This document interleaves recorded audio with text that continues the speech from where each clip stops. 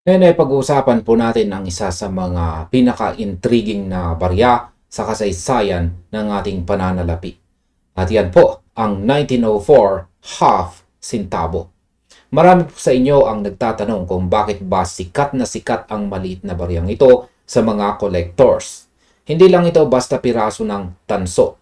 Ito ay bahagi ng ating kasaysayan noong panahon ng American administration. Ang half centavo ang pinakamaliit na denomination na inilabas po sa ilalim ng US-Philippine Coinage System. Kung titingnan po ninyo ang disenyo nito, makikita ninyo ang gawa ng tanyag na Filipino engraver na si Melesio Figueroa. Nakaukit dito ang isang lalaking nakaupo sa tabi ng anvil. Ayan, napakalinaw. Ang anvil ay pandayan. May hawak po siya rito na martilyo at sa kanyang background ay ang Bulkang Mayon. Sa kabilang side naman ay makikita po ang seal ng United States of America.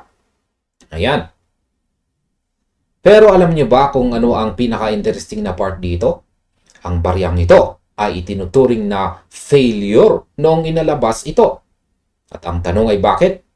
Dahil masyadong mababa ang value nito. Noong taong pong 1903 at saka 1904, hindi ito tinanggap ng mga Pilipino dahil halos wala kang mabibili gamit ang kalahating sintimo. Dahil dito, itinigil po ang produksyon nito at noong taong 1908, marami sa mga natitirang barya ang ipinamelt o tinunaw. Dahil po sa maikling lifespan po nito sa sirkulasyon, ang 1904 half centavo ay naging isa sa mga must-have items para sa mga seryosong collectors. Kaya sa video na ito, aalamin natin ang presyo nito ngayon pong taong 2026, kung sulit pa ba itong kolektahin at kung totoo bang paubos na ang supply nito sa market.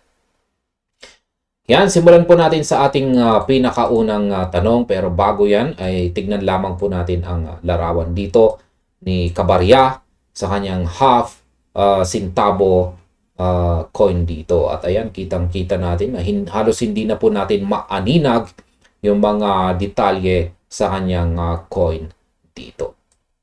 Ayan, bakit nga ba ito interesting? Bukod po sa pagiging rejected coin ng kasaysayan, marami pang dahilan kung bakit interesting ang 1904 half centavo.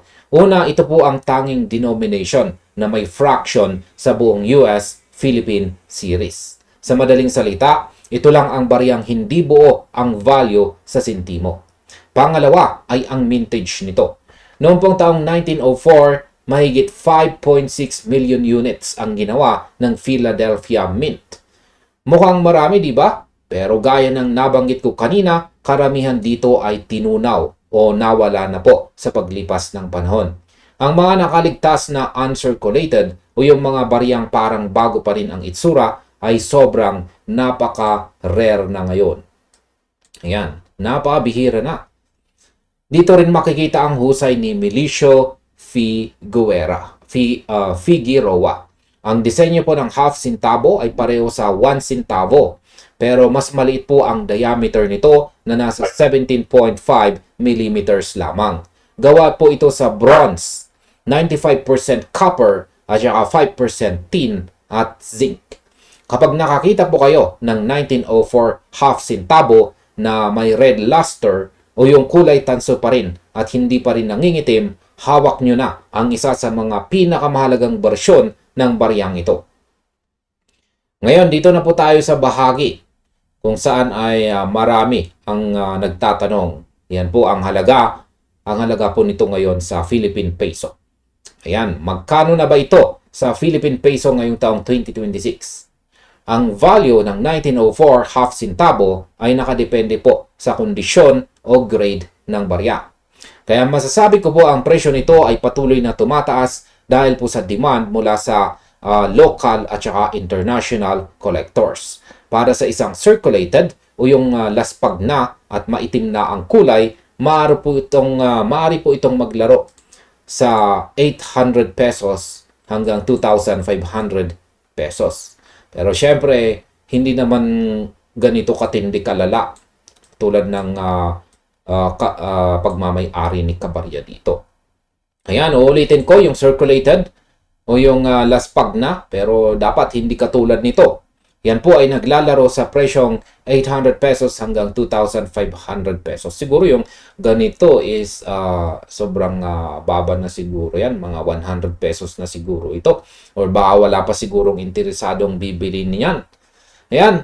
Pero wag po kayong pakakasiguro dahil ang presyo po ng circulated para sa mga bariyang madali pang mahanap ay hindi talaga natin masabi.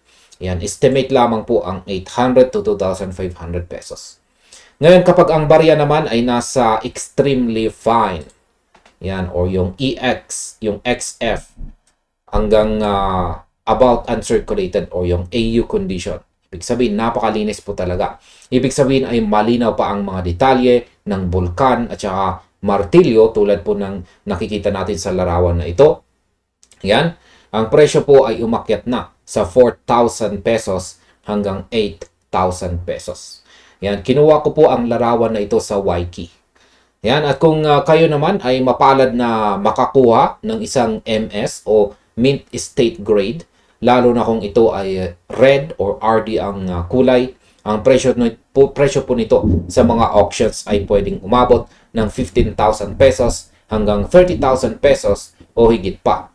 May mga proof versions din nito na ginawa para sa mga collectors noon. At ang mga iyon ay pwede pong magkakahalaga ng mahigit 50,000 pesos.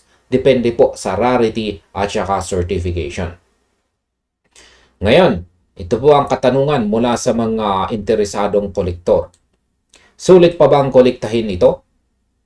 Ayan. Ang masasabi ko po ay isang oo.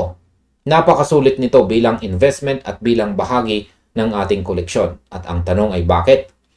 Dahil ang 1904 half centavo ay isang key date o type coin. Ibig sabihin kung gusto mong mabuo ang set ng US Philippine coins, hindi pwedeng wala kang half centavo. Hindi rin ito gaya ng ibang barya na marami pang supply. Habang lumilipas po ang mga taon, lalong nababawasan ang mga high-grade examples nito. Kaya naman ang mga collectors na nakabili nito 5 years ago ay nakikita na ang pag-akyat ng value ng kanilang investment ngayon ay ayan, nakikita nilang nagkakaroon sila ng kita ngayon kung ibibenta nila. Pero kailangan na rin ninyong mag-ingat dahil po sa taas ng halaga nito, marami na rin kumakalat na mga peke or reproduced coins. Kaya laging siguraduhin na bumili po kayo sa mga reputable dealers o kaya naman ay yung mga slab o certified na mga grading companies tulad po ng PCGS or NGC para masigurado ang authenticity. Ngayon, pag-usapan naman po natin kung totoo bang mahirap nang makabili ngayon ng ganitong barya. Sa aking opinion ay medyo mahirap na nga. Lalo na kung ang hanap ninyo ay yung magandang kondisyon. Marami kayong makikita sa mga online marketplace pero karamihan dito ay heavily circulated o kaya naman ay may mga damage na. Ang paghahanap po ng high-grade 1904 half centavo ay parang naghahanap ng karayom sa dayami. Ito ang dahilan kung bakit sa bawat numismatic convention laging hinahanap ang baryang ito. Ang supply po ay limitado habang ang dami ng mga bagong collectors ay padami ng padami.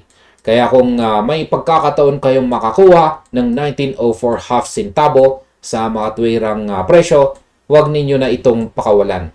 Ito ay isang legacy coin na sumasalamin sa ating kasaysayan at sining ng mga Pilipino.